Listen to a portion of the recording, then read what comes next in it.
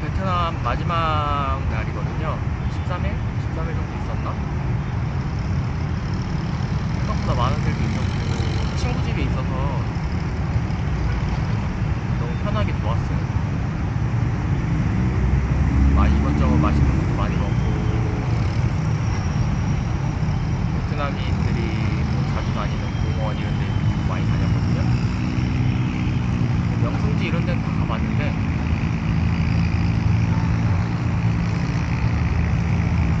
베트남 호치민도 3박 4일? 그 정도면 충분하고요. 더 길게 할 거면 뭔가 다른 걸 찾아보는 재미. 사실 음식 먹는 것도 쌀국수도 한두 번 먹어보고 뭐 종류별로 몇 번 먹어보면 살짝 질리기 시작해요. 그래서 일부러 쌀국수를 먹는다는 게 우리가 김치찌개 먹고 된장찌개 먹으러 가는 것처럼 그냥 뭐 일상생활이 돼야 되는 거죠. 그래서 처음에 쌀국수 몇 번 먹다가 몇 번 찾아서 먹었다는 이유는 딱히 뭐 별로 찾아서 먹는다거나 그런 건 없었어요. 근데 베트남에서 좀 걱정하는 게 물갈이잖아요. 저는 얼음도 피했고요. 웬만한 노점에서 파는 거는 안 먹게 되더라고요. 왜냐면은 아파버리면 비행기 같은 고정된 스케줄에 제가 맞출 수가 없을 것 같았어요. 덕분에 한 번도 안 아프고 13일을 잘 지낼 수 있었습니다. 이번에 브루나이 지난 다음에 베트남인데 어떻게 보면 브루나이하고 베트남하고 그렇게 크게 멀리지 않거든요. 똑같이 동남아였고 비행기로도 몇 시간 차이 안 나요. 근데 이게 문화나 식습관 이런 거 보면 진짜 어마어마한 많은 차이를 보인다라고 깨달았습니다. 솔직히 어떤 나라의 뭐 문화가 어떻다 저렇다 뭐 이야기하는 게 솔직히 좀 두렵기도 해요. 왜냐면은 이게 그 나라 국민분들이 들으면 기분 나쁠 수도 있고 뭐 13일 가본 놈이 혹은 뭐 브루나이에서 뭐 며칠 가본 놈이 우리나라에 대해서 어떻게 평가를 하느냐 이렇게 하는 게 좀 두렵긴 한데 그래도 뭐 개인적인 평을 보면 브루나이는 사람이 정직하고 순박하고 약간 선하다는 느낌이 있거든요. 근데 베트남에선 뭔가 치열하고 뭔가 열심히 하려고 하고 그리고 또 놀 때는 또 나름 자기들 문화에서 놀려는 걸 보였어요.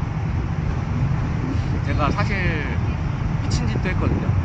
미친 짓이 뭐냐면 이게 베트남 공원에서는 개인들끼리 예전에 뭐 창현의 뭐 스타 노래방 이런 게 있잖아요. 그게 한국에도 있더라고요. 베트남에도 있더라고요. 베트남 공원에 스피커 하나 놓고 핸드폰 블루투스 하나 놓고 거기서 유튜브로 노래방을 하는데 일반인이 돌아가면서 노래방을 하는 거예요. 그렇게 하니까 생각보다 사람들 많이 모이고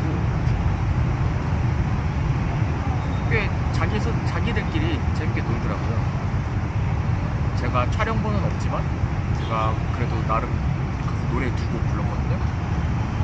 한국이었으면은 아마 상상도 못할 일이었을 거예요. 그래도 여기는 베트남이었고 어떻게 한번 용기를 내서 도전을 해봤는데 뭐 어떻게 불렀는지 정신이 없긴 했는데 그래도 어떻게 두 개 다 잘 부르긴 했어요. 끝까지 다 부르긴 했는데 제 스스로 거기 나가서 불렀다는 것 자체가 굉장히 뭔가 뿌듯했어요. 이 여행을 하면서 제가 하지 않았어요. 아마 한국에서 살았으면 절대 하지 않았을 텐데 그런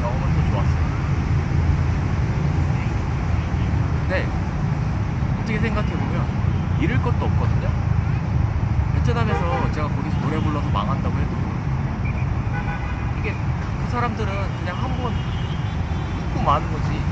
뭐 그 사람들을 다시 계속 볼 것도 아니고 뭐 그냥 다 잠깐 쪽팔리면 되는 거거든요.